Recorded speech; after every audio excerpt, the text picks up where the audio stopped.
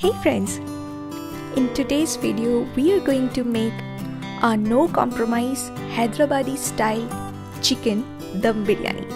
Yes, I'm going to make it in a no compromise way. If you too don't want to compromise with this dish, you need to watch today's video. So let's begin.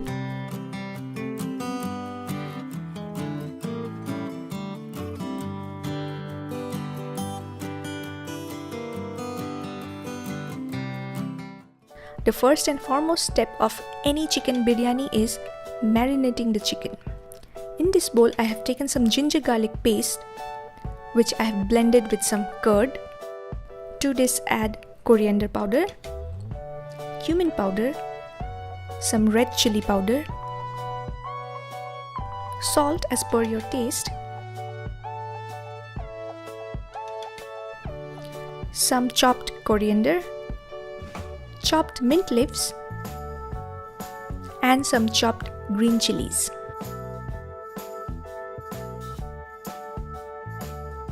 To this, I'm adding the juice of 1 lime.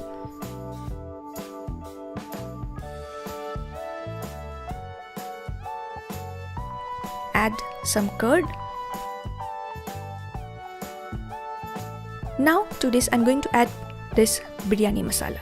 Friends, an authentic biryani contains a lot of Indian herbs and spices, but instead of using those spices, I went for this ready-made biryani masala because I know I am not going to make this biryani often.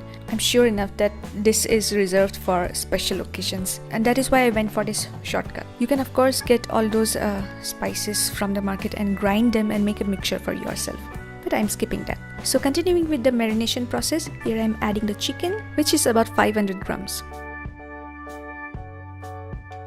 Now gently rub the spice mixture into the chicken pieces.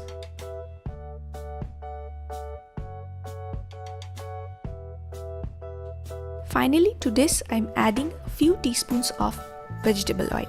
Friends, we will be using clarified butter in the final process, but I'm not adding clarified butter here because this will go into the refrigeration now and the clarified butter will solidify and it will not coat properly into the chicken. But in the final steps, while layering the rice, we will use clarified butter, that is key. Give a final mix. So I'm going to marinate this chicken for overnight. Now let's move ahead to the next step. Here we will make the birista. Birista is nothing but fried onions. Now if you want to make a compromised biryani, you can totally skip this step, but since I'm not, let's resume. In this wok, I've taken some oil. When the oil is hot enough, add the sliced onions. Put the flame on medium. To speed up the process, add some salt. We need to stir this occasionally and we will fry them until the onions are golden brown in color.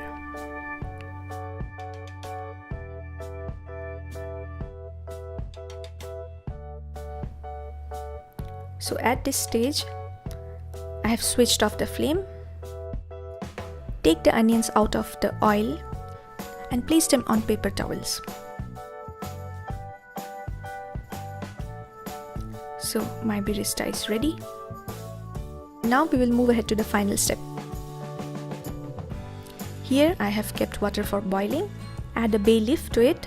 And to this I'm adding the same oil that was left over after making the birista. Now we will add salt to this water.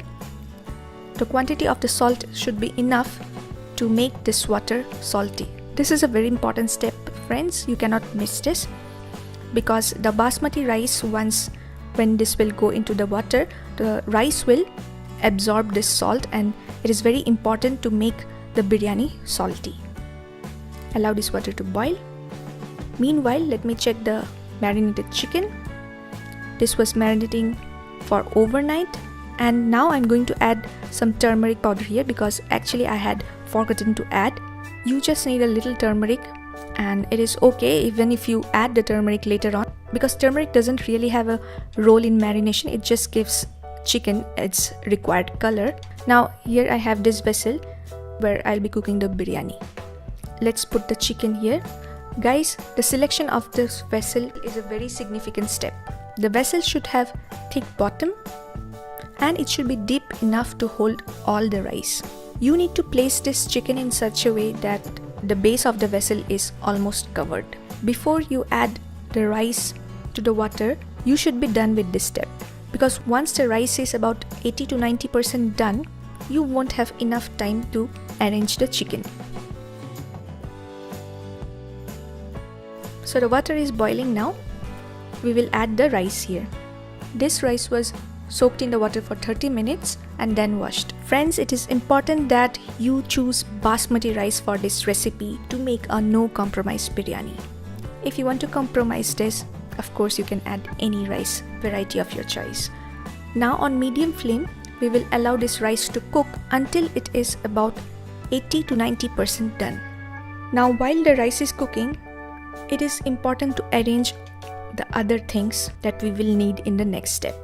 Some dough, you can use wheat flour, some clarified butter or ghee, rosewater, Kewra water, some saffron strands which was resting in hot water, some chopped almonds, and of course our fried onions.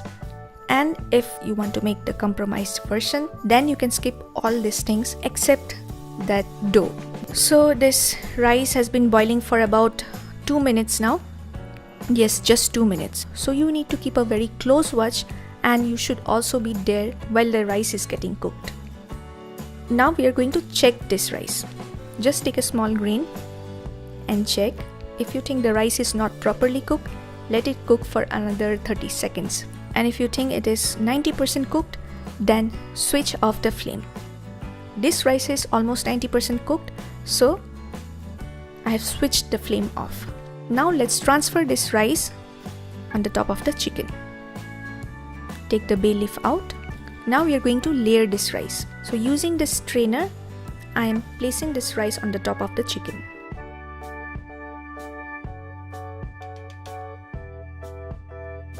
Try to cover the chicken layer.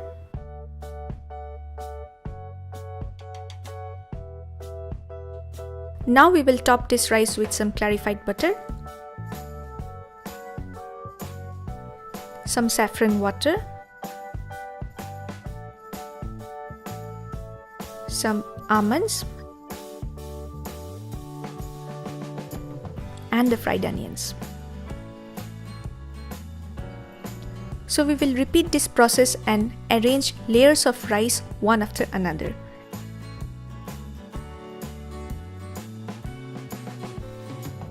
And do not forget to top each layer of rice with the clarified butter, the saffron water, chopped almonds, and the birista.